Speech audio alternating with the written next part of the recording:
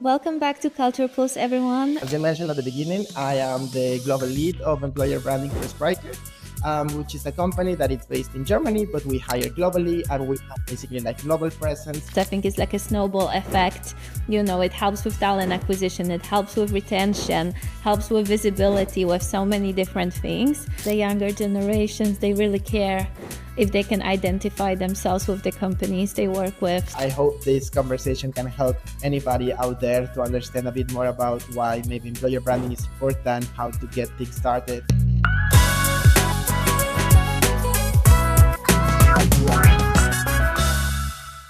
Welcome back to Culture Plus, everyone. Today's episode is a little different because we'll be talking about employer branding.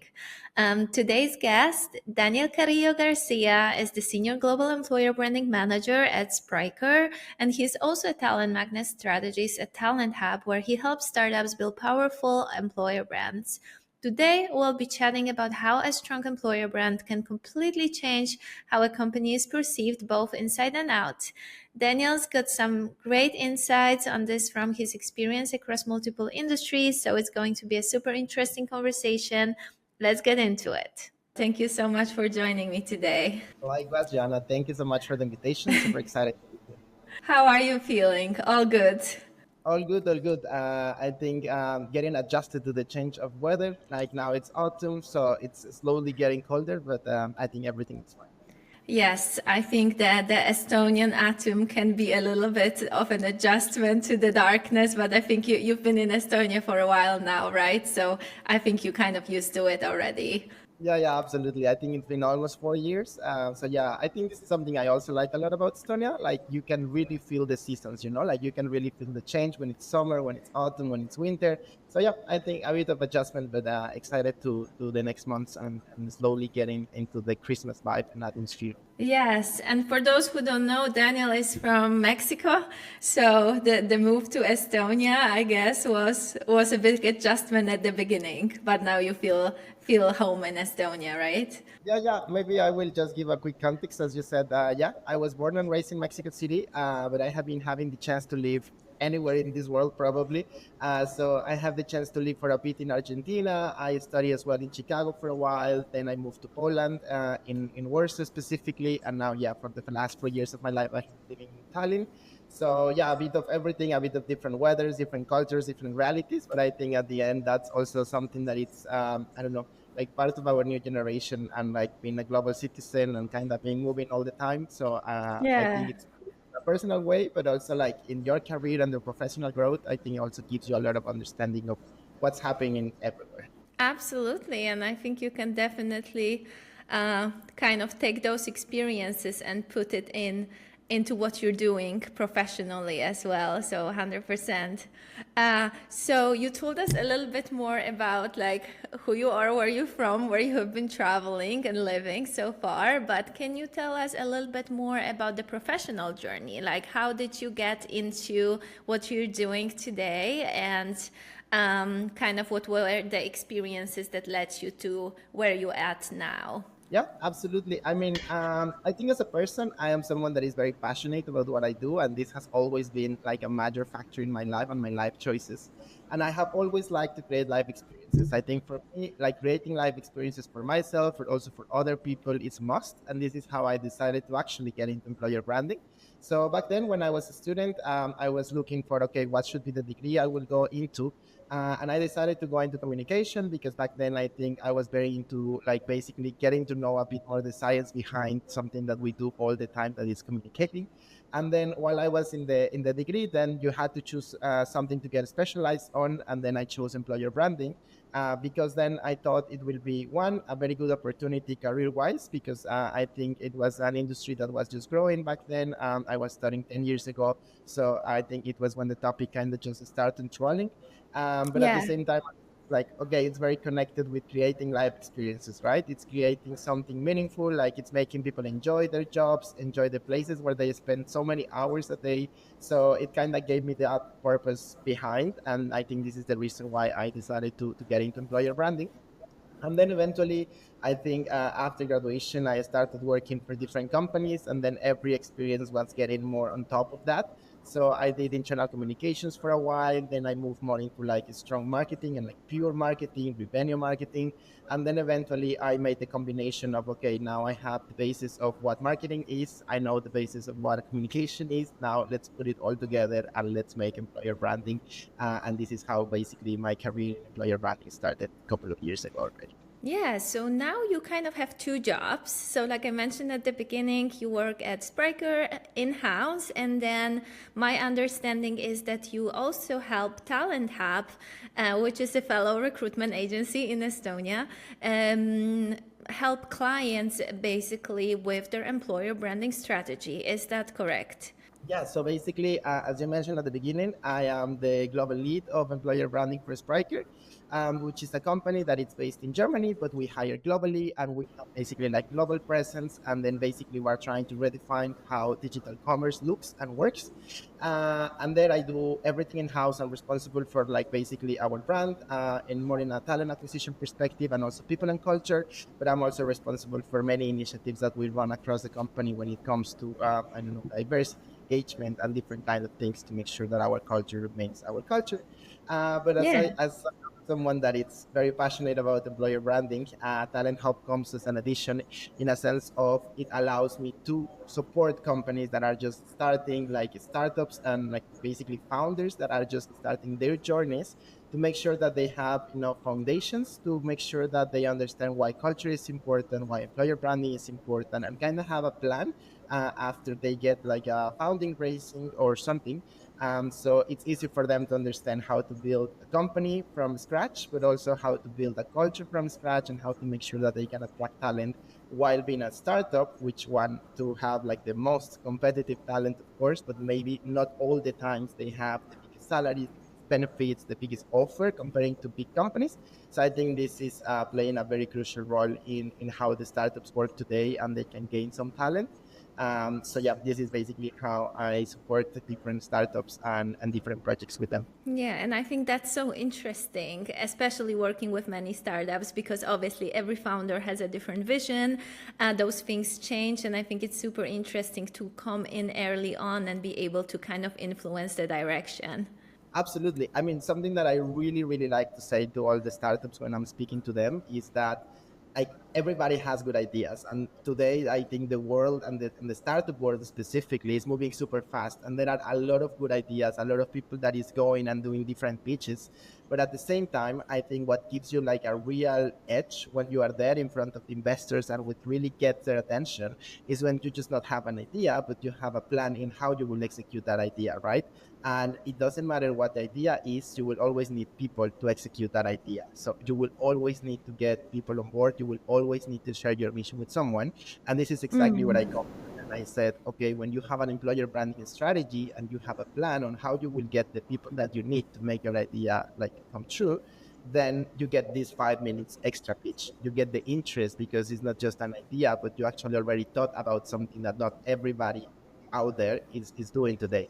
So I do believe employer branding is vital for startups and for any company, but in early stages, I think it's a massive opportunity to start with the right steps towards achieving something. Exactly. And I think that's the key to think about it early on, because I think some companies think that maybe this is something secondary, maybe we can wait, we could focus on other things. But actually, if you have a strong brand in place early on, it's going to help with everything else. I think it's like a snowball effect. You know, it helps with talent acquisition, it helps with retention, helps with visibility, with so many different things. But I mean, I love that you touched upon that, and we're gonna get into it in more detail soon. But like, let's just take a step back and maybe for those who are not that familiar with the topic, you could like just give us a little bit overview what employer branding is to you. Like, how would you define it, and why is it so crucial for today's business landscape? Absolutely. I mean, I think I love this question because I think employer branding is something that can have a lot of different meanings, of course, depending on how do you want to focus. But personally, for me, I think it means two main things, like being like a talent magnet and being like a growth strategist. I love this job title, by the way. So cool.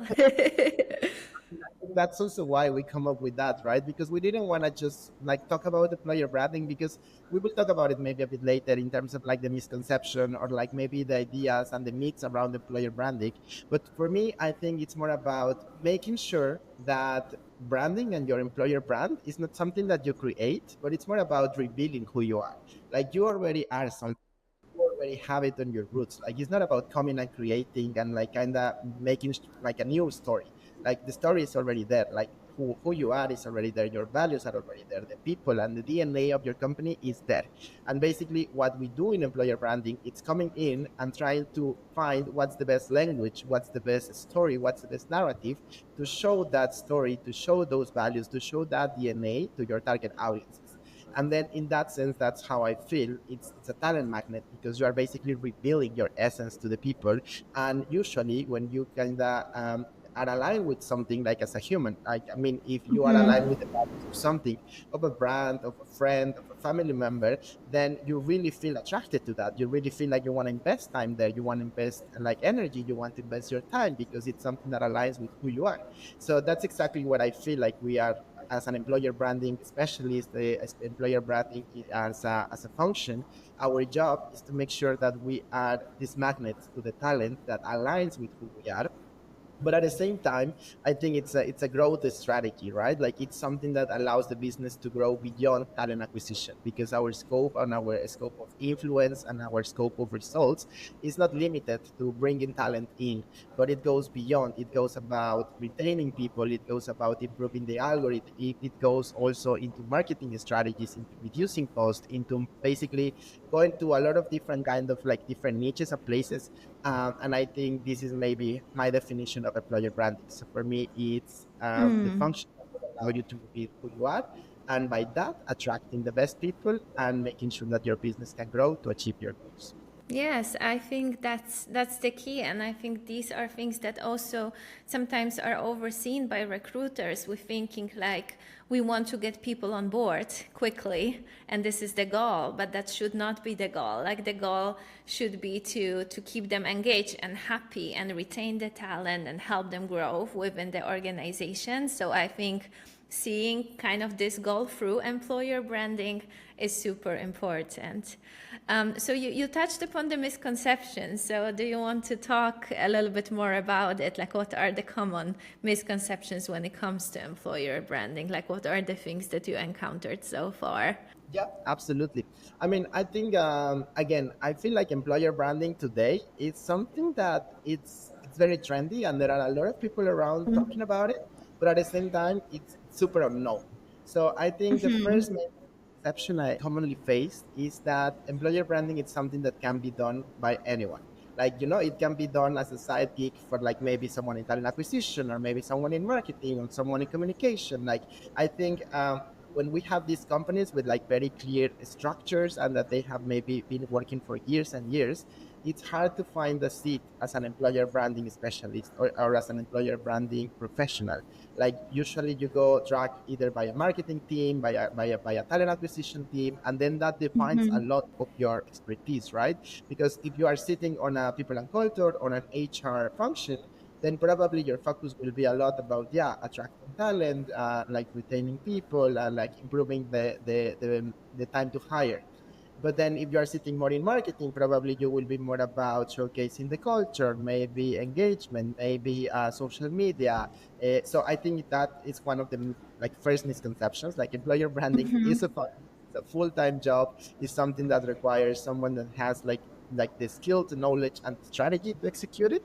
And I think that's super Across important. different areas of business, not only the one. Yeah, yeah, yeah, exactly.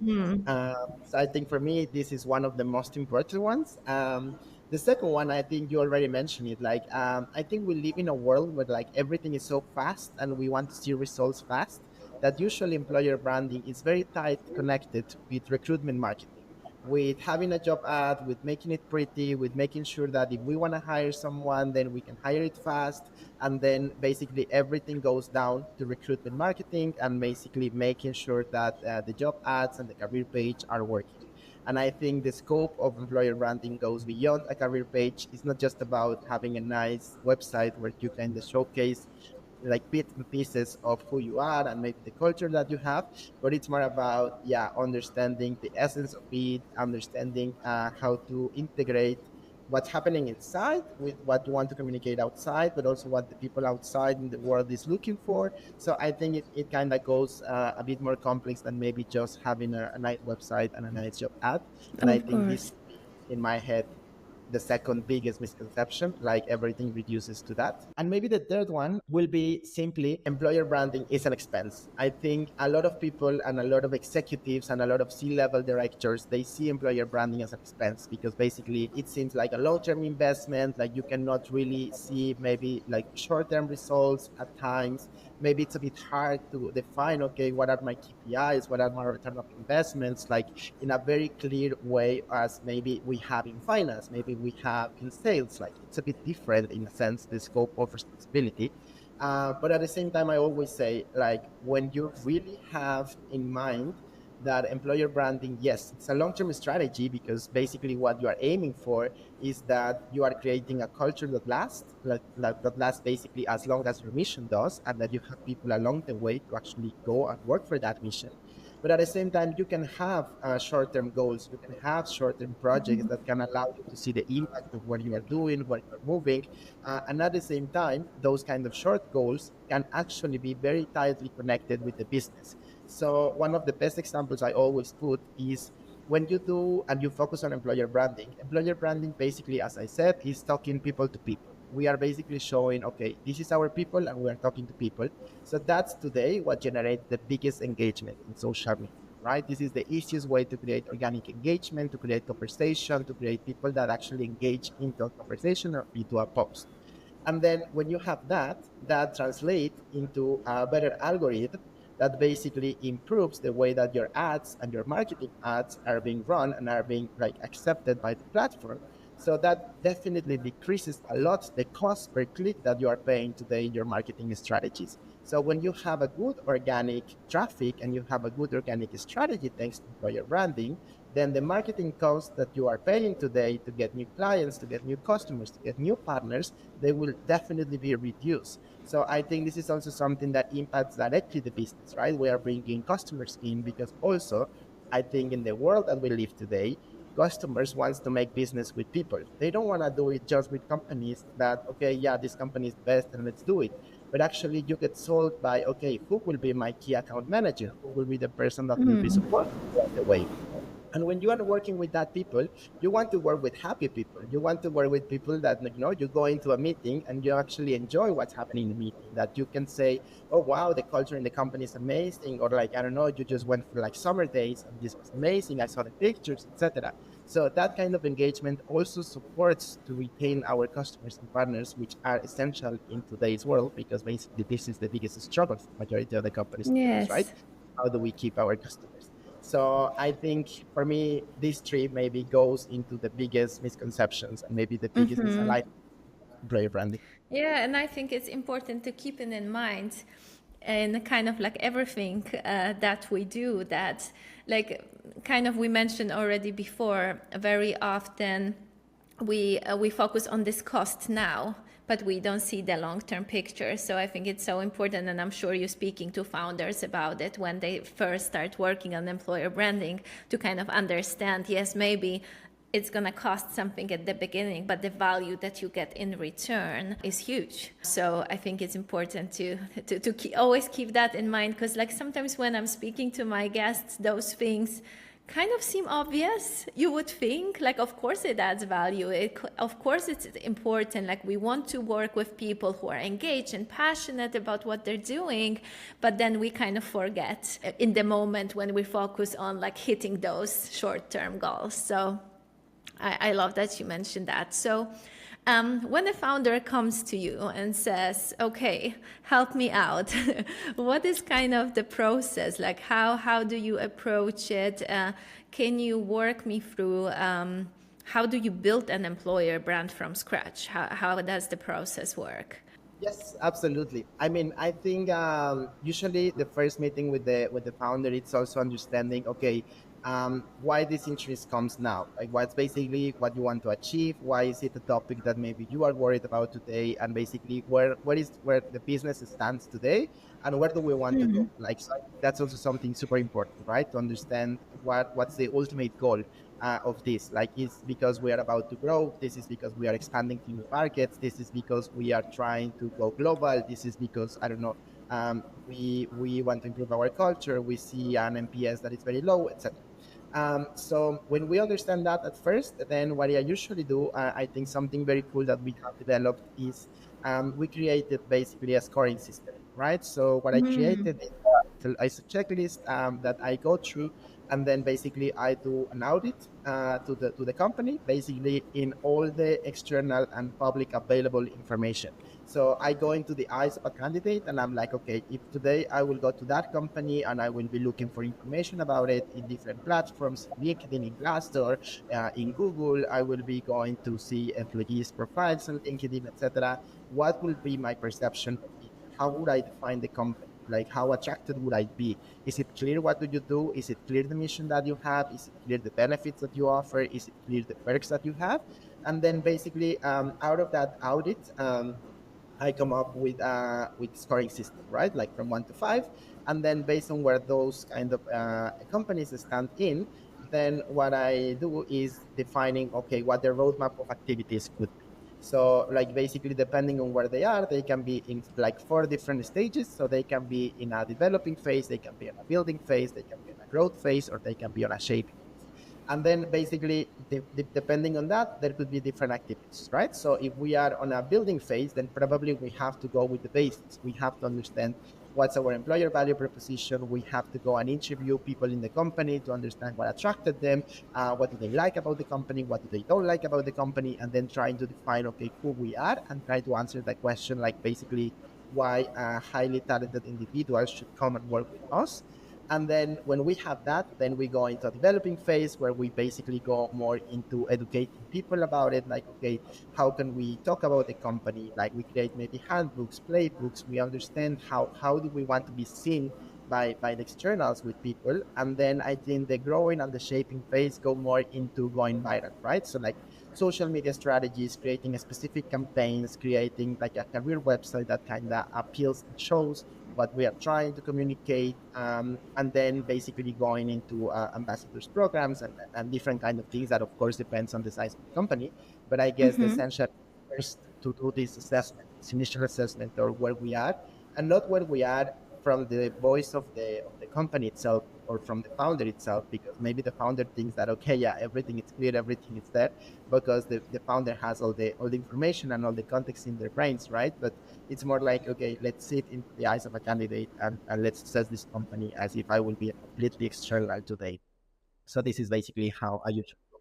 Yeah, so just wondering, like, how does employee feedback play in shaping the employer brand? Because actually, I had that conversation with one of my last guests on the podcast, and she said that for her, the employer brand actually comes to in a big extent from employee feedback, and that was quite interesting for me. That's why I put the question in here because I was wondering, what's your perception on that? I agree 100%. I think there is no employer brand that can be like built without the employee feedback. As I said at the beginning, I think employer branding and our job is not coming and creating something new. It's about rebuilding what is already there, and then finding what are the key pieces, the highlights, the things that are important to showcase. And then this is basically how everything starts. So I think it's important to know, and I think that's also something that it's super important nowadays. Like there's no perfect companies. Like you will never find a company that is just a 10 out of 10, and that like there's no problems inside, there's no challenges inside. And I think whoever is trying to create a brand like that, they are definitely not succeeding, because today people appreciate transparency, authenticity. They're like, people really wants to understand, okay, yeah, we are all facing challenges, like the world is going crazy and there is a lot of different things going around.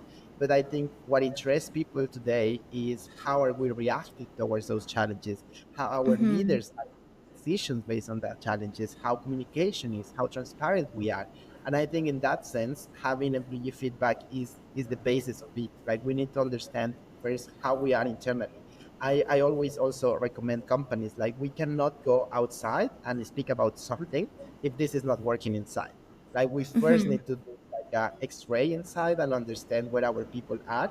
Because if you go and you create an employer branding campaign that says that, okay, we are the most flexible workplace in the earth, and you can work from anywhere, and like there's no micro tracking, and then basically all your like leaders and the people that is already working there, they need to go to the office once a week, they are not allowed to do remote work, like then it doesn't match with Of what like course. that you're selling, right?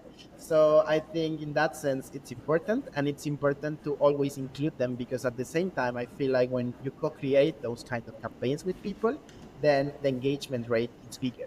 So at the end, employer branding is nothing you can do from a company page. Like employer branding happens on the conversations of the employees. It happens when like employee is talking about their job with their friends, with their families, with like and when they are in a gathering, when they are invited to these kinds of conversations, this is the moment where employer branding happens, when they are like real ambassadors of our company, of our culture, of the way that they feel at work. And that cannot be faked. So then if you actually involve them in the creation of those campaigns, if you speak about what's important for them, then it's way easier that actually those campaigns will work out, because then they are made by people. Yeah, exactly. And it's just the most authentic when it comes from your people. Yeah, absolutely, absolutely. Obviously, that already kind of partially answers my next question, but I was wondering how do you usually work with founders to kind of align their company culture and the values with the employer brand? So, what's the process when it comes to that? I always say there are two different ways. Like it depends as well in what stage the company are. But if they are a company that is just about to start, they are in a very early stages. I don't know. There are like the founders, maybe two, three employees. I always see it as a house, right? Like the house is not built, so like you can actually go and pick which kind of like instruments or elements you want to be built in, and then this is how you like shape and you put boundaries of who can enter to my house. So this is how you create the values, this is how you create culture, like okay, where we are, and then where do we want to be, and what kind of workplace do I want to create.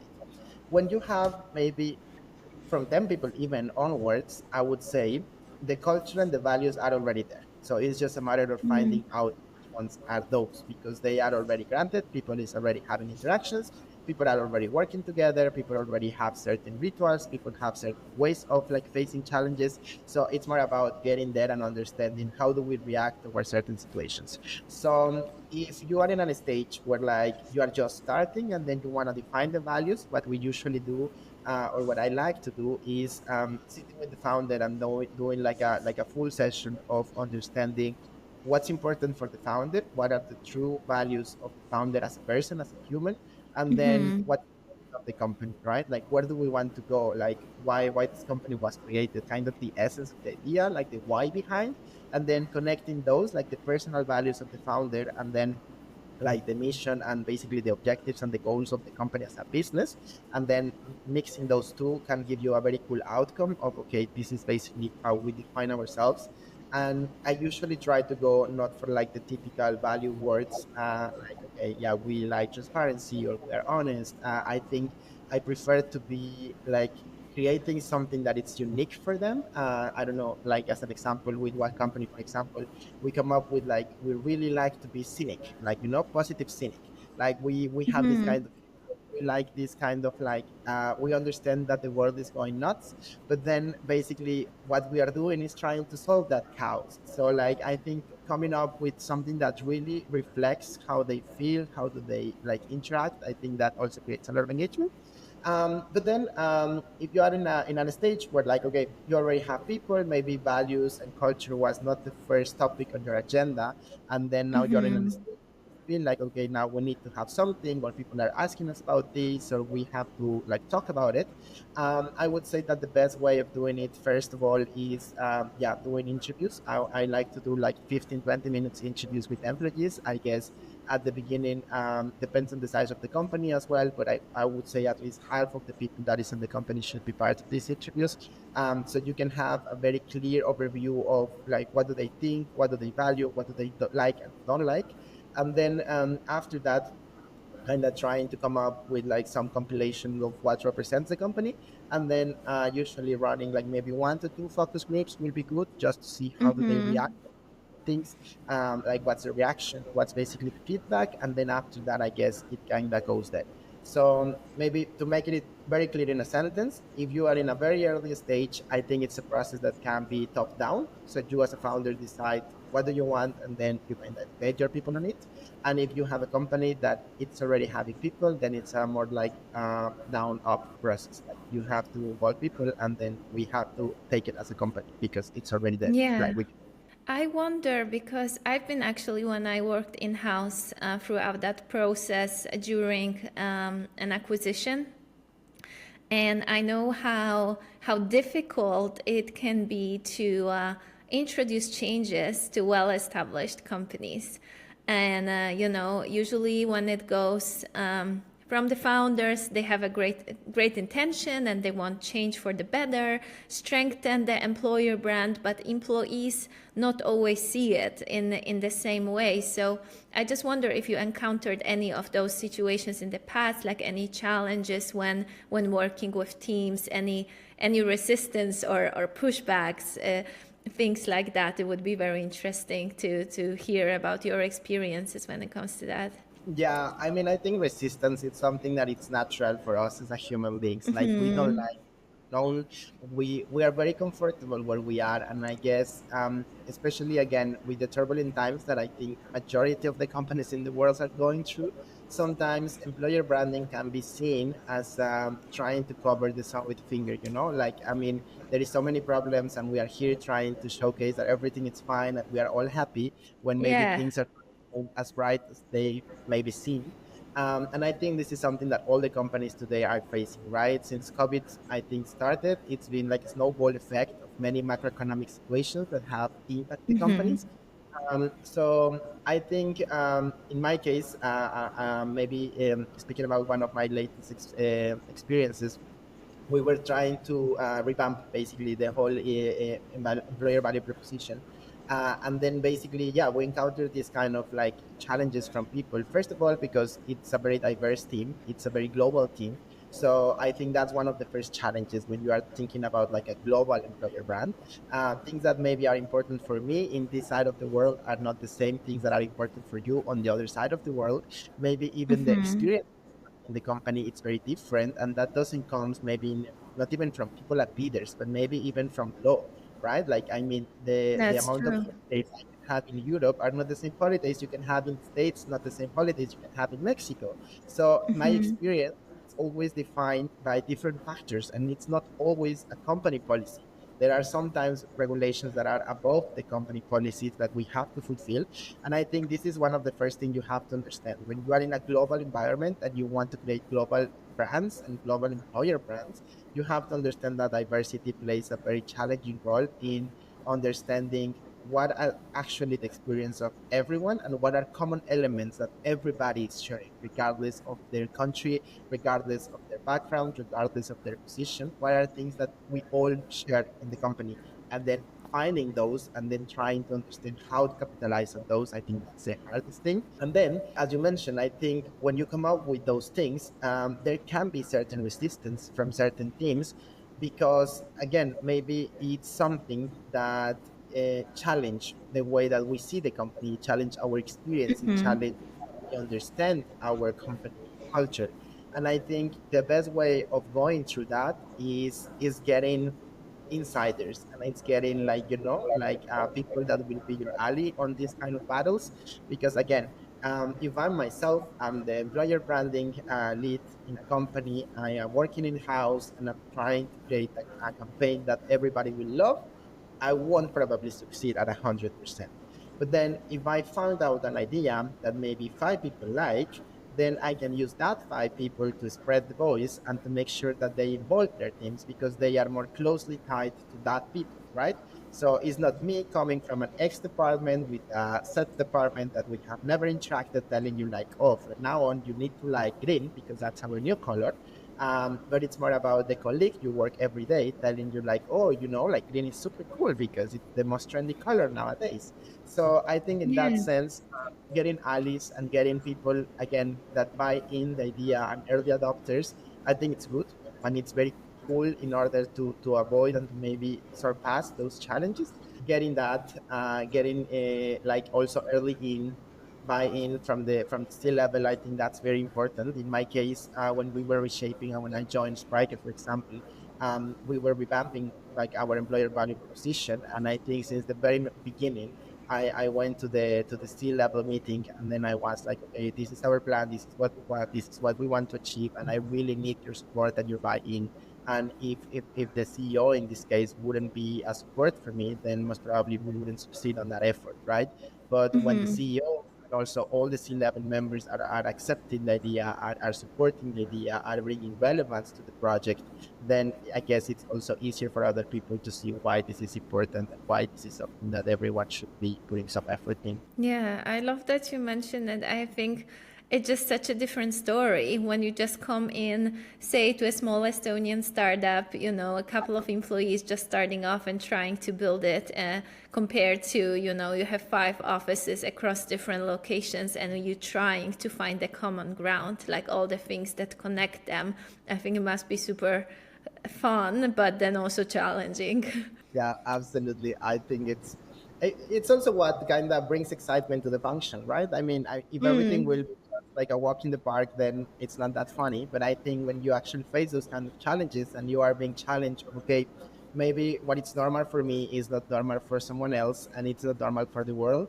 Then this is where you find uniqueness, and I think employer branding is all about uniqueness. Yeah, sounds great. So I think now maybe it would be great to touch upon a little bit the talent acquisition and retention topics because obviously they're very close to both our hearts. So maybe starting off with like talent acquisition.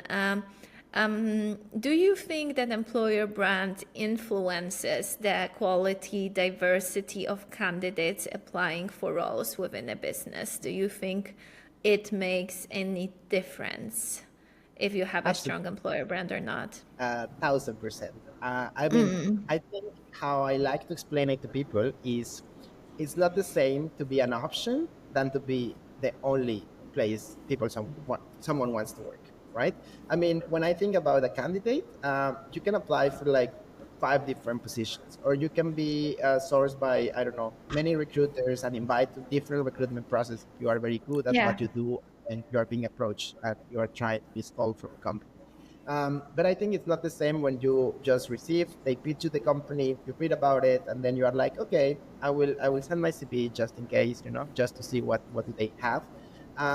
When it's the other way around, and when you understand like, okay, I want to work for the best company in the industry, and then you go and you find which is the best company in the industry, and then you want to work for that company.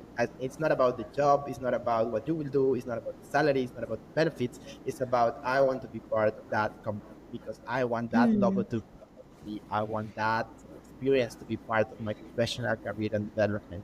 So at the end, I think employer branding is what it does. Like employer branding is all about making sure that people wants to work for us.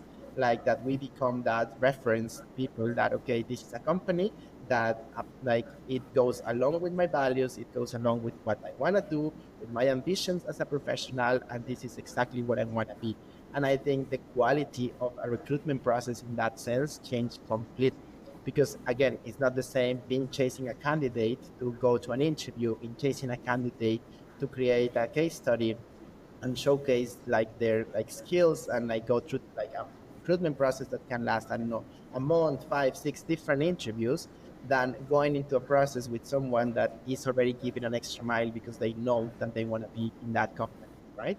So I think the experience itself from all the parts, from like a talent acquisition manager perspective, from a hiring manager perspective, but also from a candidate experience, it changed a lot when you actually recognize that this company is where you want to be.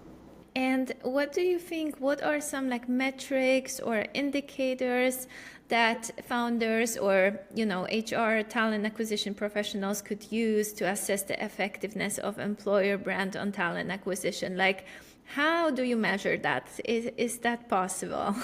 Yeah, I mean, I think it's definitely possible. I think it also depends a lot on the ATS that you use and how much you can actually, 100%. Mm-hmm.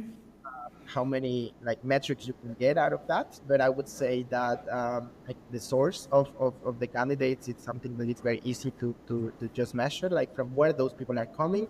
Are they coming organically? Are they coming through LinkedIn? Are they coming from a career website? How is people finding us basically? I Yeah. think this is one of the easiest metrics that we can track. I would say that maybe the most common ones about time to hire and like basically like the conversions between every stage of the process. Mm-hmm. Yeah, important, but I always find them as well not very like the impact of those is not 100% on employer branding. Like there are a lot of factors that can affect it. I don't know, holiday seasons, like also internal meetings, internal calendars. So like I think the time to hire per se is not a metric of success in employer branding Yeah. itself. It's about the project. But I think NPS, I think reviews that you get also in different platforms after and during the process, I think that also speaks a lot about the employer brand. But I think today, even if your ATS, it doesn't have too many ways of tracking the flow of a candidate. There are some other measures that you can find, for example, on LinkedIn, which I do believe is one of the platforms that we use the most in talent acquisition, but also in employer branding. You can measure new followers. You can see like there is new the measures as well in LinkedIn. For example, people can subscribe to the company to get some news. Like there is one button that says like I want to work for this company. So kind of always aiming to like increase the bank of people that it's there. I think that could be also like a measure of success for employer branding professionals.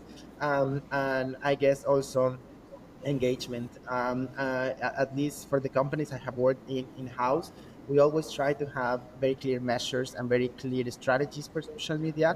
Which ones are social media posts and campaigns that goes into employer branding and are boosting this kind of people perspective, and which ones are more customer oriented or product oriented, Mm-hmm. and then comparing those kind of measures, right? How much people engagement post gets, and then how much customer or a marketing post gets. So kind of comparing as well that what's basically the ratio of performance of your own specific pieces of content. I think that's also something that gives you a lot of value when it comes to data, when it comes to what speaks to your audience. Yeah, thanks for that. I think it's so important to keep it in mind because then once we have the data, we can keep improving and working on it. Yeah, absolutely. I mean, when I think about what gives you the buy-in from anybody in the company, it's data. I think today we are also living in a world that moves through data. Founders, CEOs, directors, they want to see data. And if you have data, then you can have anything you want. Like if you have data to prove your point, most probably you will have the budget to realize what you want to do. Probably you will have the support from the stakeholders that you need. You will get priority in terms of I don't know, project support, etc. But if you don't have data, then it's just an idea and an hypothesis, right? So it will be very hard in also how the world is working to get the budget to do anything. So moving on to the retention side of things, it seems like an obvious question in a way, but I'm very interested to hearing your perspective on like how can employer brand contribute to employee retention, but especially like what I'm interested in is how can it help an organization during a period of change, especially, I mean, we had those situations in Estonia over the last couple of years so often, you know, acquisitions, mergers, changes in an organization. How do you keep your best people throughout all of that using employer branding? I don't know if there is like an end truth for this because, as you said, something that it's quite new for all the companies, and I guess we are all Yeah. trying to figure out where and how and what's the best way and what matters to people the most. But I would say that in an employer branding perspective, at least from the trends I have seen, from the people I have spoke, I think what it matters the most to people today in order to stay in a company, it's long-term vision. Like they need to understand what's happening and where are we going, where are we heading, why maybe the decisions that are being made today are taking us closer to our mission. And Yeah. I think that transparency is something that we really need to have. And then the second thing I mentioned at the beginning, communication, transparency, and thought leadership. I think today we are in a world that wherever you will go will be uncertain. But if you are in a company where you feel like the leader of the company is guiding you through all the turbulences and you can trust him, then you will stay and you will remain next to him because you feel like this is a person I want to follow. So I think those two things, considering that those are just basically employee threats out of employer branding, this is what's happening today in the world. If you have that knowledge and that context, then you can come in and sit down as an employer brand professional and say, okay, if I know this, what do I have to do in order to get my people get that sensation or get those two outcomes? So I guess in that, for me, the first one is having a lot of mission driven communication. I think today, as an employer branding, when we talk about our mission, it's not just making people from the outside fall in love with what we do, but it's constantly reminding our people that what we are doing is having an impact on the world.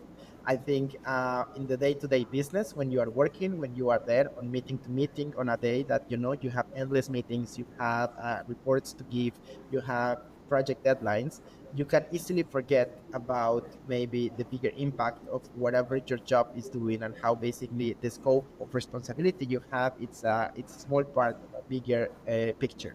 So I think having a lot of mission driven communication campaigns, remembering people, where we go, what do we want to do, and kind of celebrating milestones is very important. And I would say that the second thing is positioning our leaders and supporting them to be thought leaders, to be close to people, to be present, to be having a strategy of how to be outside, to take them to different forums, to take them to different stages, to make sure that they are in the places where they can be seen and heard by people, and then the message will kind of reach out to everyone. Maybe as an example, I think one of the latest exercises I had, we created kind of like a gamification kind of program for some of our employees recently, where we were basically aiming for that, right? I mean, we had kind of always have been running different kind of ambassador programs, but I think this one specifically was very focused for like a specific division, and then we decided like, okay, we will do kind of a gamification when we will support the personal branding of every kind of like person. So like you can actually be more visible outside, like it will support your job, etc. But at the same time, there will be weekly challenges that you can actually fulfill, like you can go and you can do in order to get different tokens. And then those tokens will be converted into something that matters to you, right? So at the end, for example, those tokens were translated into money, into one-time bonuses, etc. But at the same time, it's not about, yeah, I will get a bonus, but it's more about how do you create engagement with people and how do they see value on also supporting maybe employer branding campaigns, supporting speaking about the company in turbulent times, representing the company. So I think this is basically where I find the value of those kind of things. Yes, and I think it's so important, like you said, to communicate those things and to kind of incorporate them in employees' daily life. That it's not, the vision and mission and the values. It's not just something that's hanging there on the wall, but that they actually feel that is part of the company's DNA on a daily basis. So I think when people feel it and when it's authentic, they're also more likely to, spread it. Also outside of the organization. So it definitely makes sense. Yeah, absolutely. And as I said, I think for me, I think also something that it's important, and maybe using this forum to also put it out there. I feel like employer branding is a never-ending kind of thing. Like you don't have a final goal, and then you say, okay, we are done. We know where what's our value proposition. Then let's wrap things up, and then let's move forward.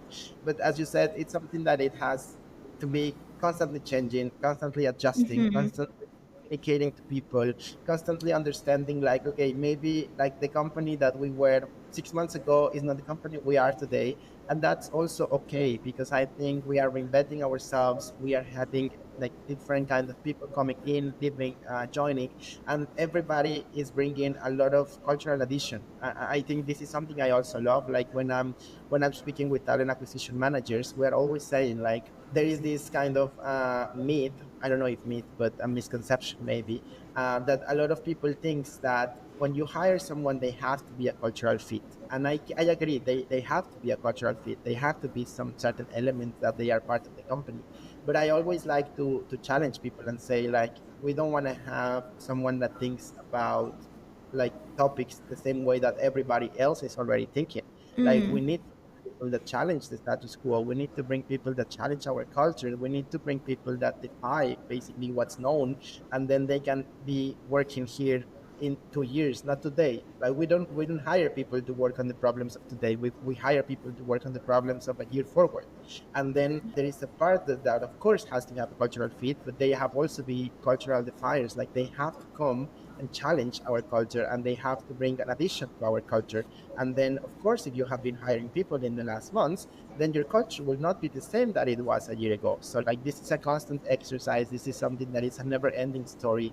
It's something that it's always being shaped. It's always being transformed, and it's up to us as a professionals of employer branding to understand how do we play those cards. When it's a moment to actually communicate it. When it's a moment to maybe stay more quiet. When it's a moment to maybe showcase it bigger in the outside world. So I think this is where, for me, the magic happens in this kind of function. And in terms of culture and employer branding, that it's a never-ending story, but at the same time, you get to play those cards and you get to play what's important now in the agenda of the world.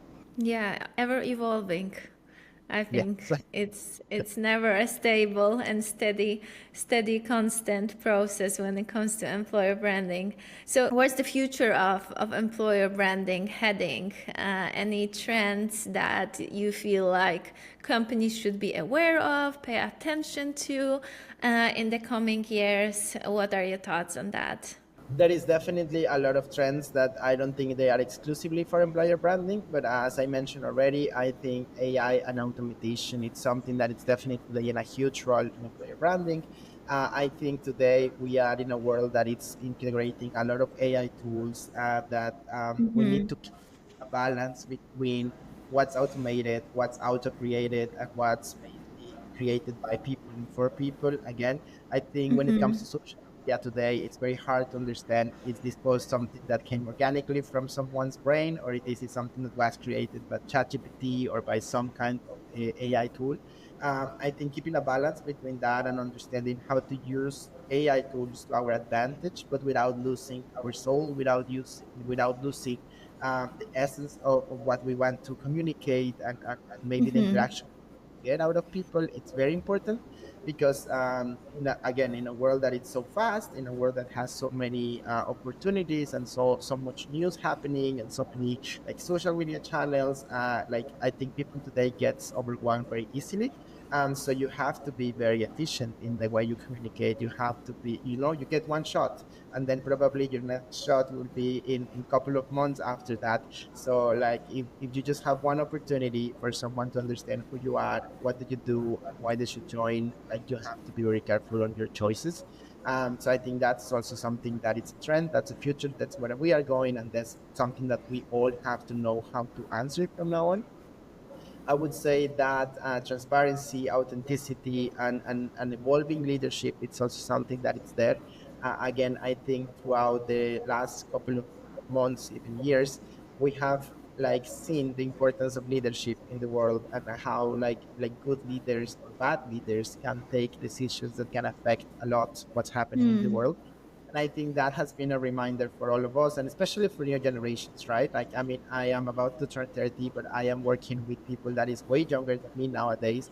And I see it very often. Like, they are, like, the new generations are more and more sensitive towards transparency, towards authenticity, towards really feel like there's nothing being hidden, like, they really want to be in a place where, like, there is like freedom to talk, when there is freedom to, like, say this is working, this is not working, to be transparent. And I think this is something that we have to learn how to work. So I think when I started employer branding, maybe when I was starting 10 years ago, um, the tendency was, okay, we have to be like showcasing all the good.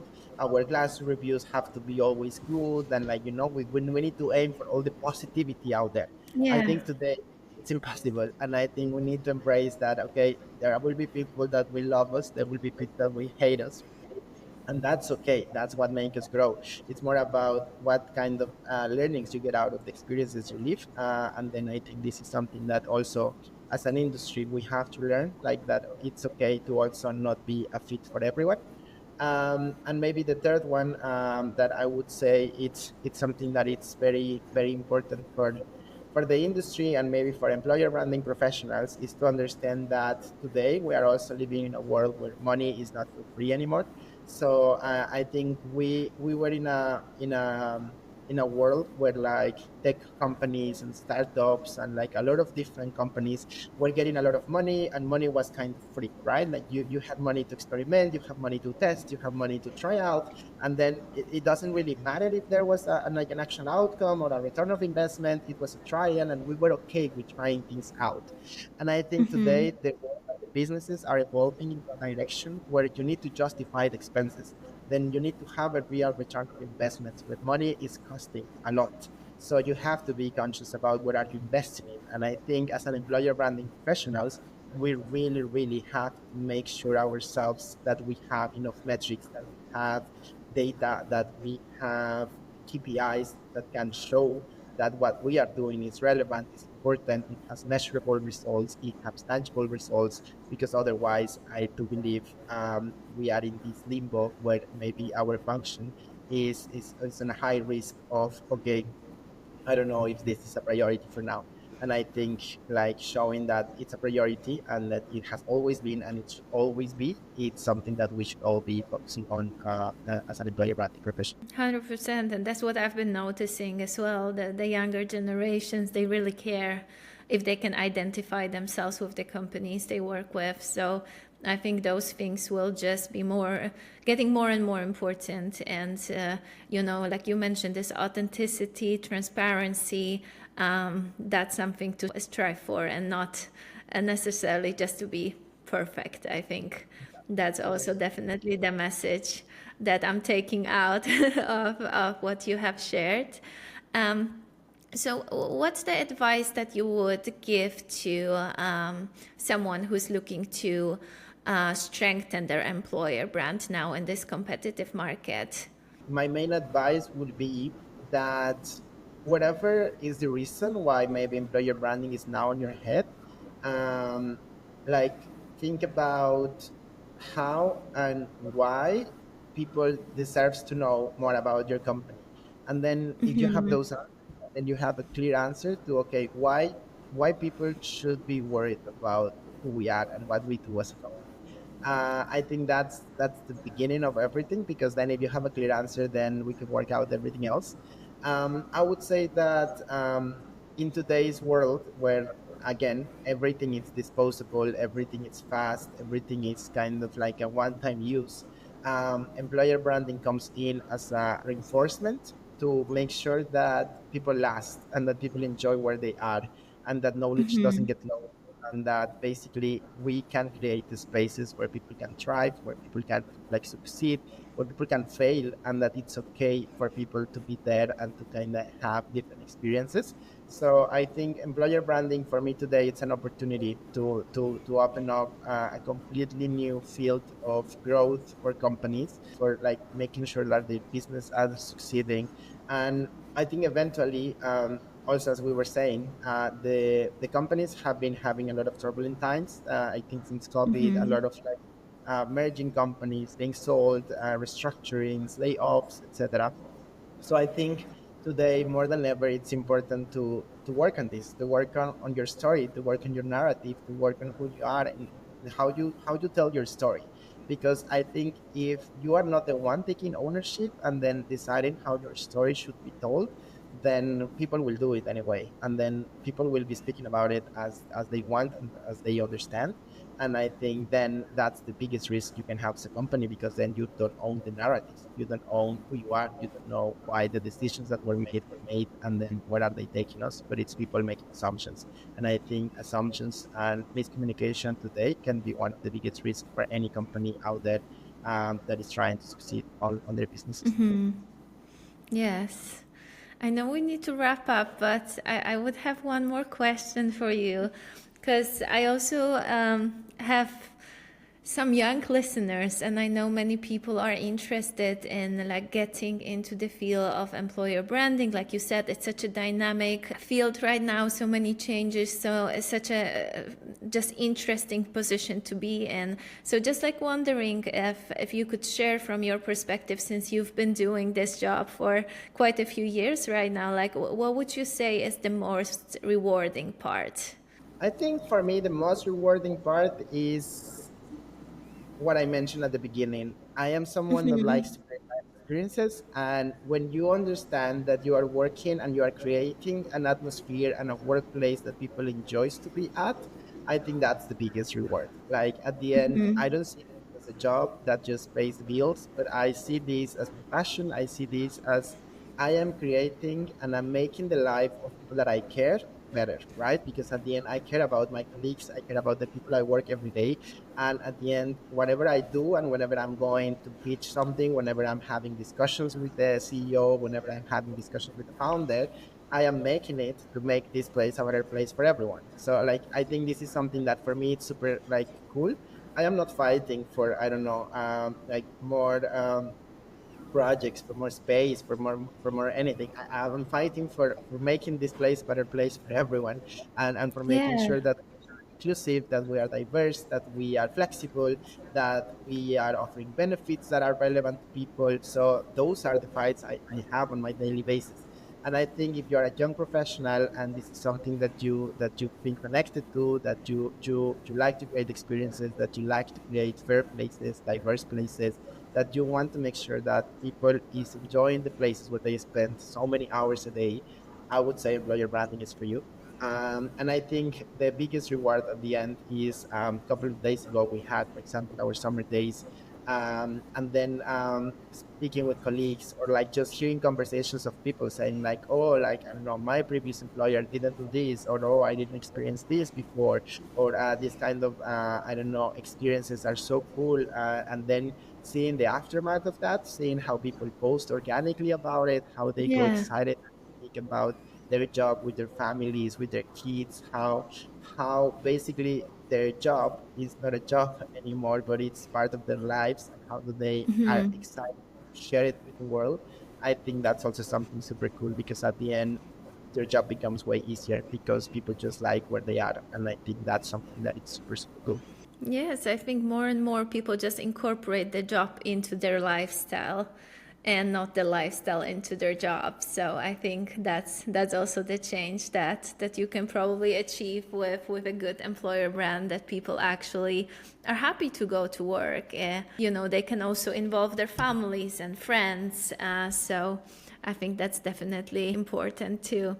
But yes, thank you so much, Daniel. That was a lot of information, and I'm so, so grateful that you took the time. I mean, so much knowledge that you have. I'm sure we could talk for another 2 hours because there are just so many stories and so many things that you can definitely tell that you're super passionate about the topic.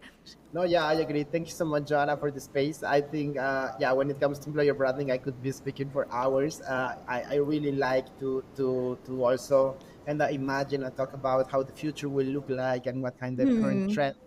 So I think, yeah, this kind of open up a lot of different boxes. But yeah, I don't know. I think it was super cool. I hope this conversation can help anybody out there to understand a bit more about why maybe employer branding is important, how to get things started. And if it was not enough, of course, I'm super open to have a discussion with anyone. Like I guess there will be my name somewhere, so that where can differently find me. Yes.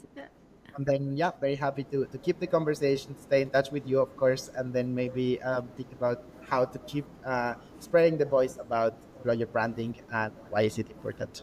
Absolutely. Thank you so much. And yes, I'll definitely link all your details. So if you're open to receiving some questions as well, then I'll be happy to connect you. And yes, like you said, we can just keep an open conversation and keep in touch. But thank you so much for your time today. I'm 100% sure it's going to be very valuable to share your insight, and many people will feel inspired by your story for sure. Thank you so much. Have a lovely day and in touch. Thanks for joining me on Culture Pulse, the heartbeat of your workplace. I hope you enjoyed today's episode and found some insights to take back to your team. Don't forget to subscribe for more discussions, and for all the latest updates on the podcast, follow Magic Mondays Miami on LinkedIn. See you next time!